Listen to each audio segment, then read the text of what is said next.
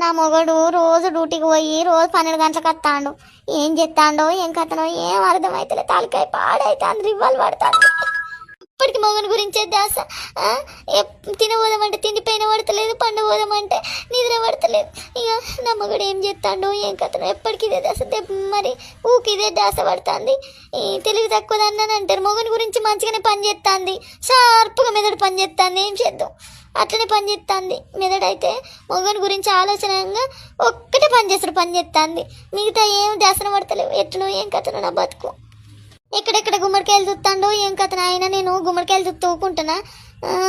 నేను ఊకోను. కాలు రెక్కలు ఇరిసి కుప్ప పెట్టను, అట్లా గుమ్మడికాయలను చూసుకుంటా అత్తే. అబ్బో, నేను చాలా షార్పు. ఇంట్లో ఉండైనా అంత కనిపెడతా అంట. గుడ్డుగాలు నేను. అబ్బో, నా మగని గురించి ఎంత మైడ పని చేస్తుంది అంటే అంత పని చేస్తుంది నాకు. సరే బంగారు తల్లి, నువ్వు వండుకో అమ్మ.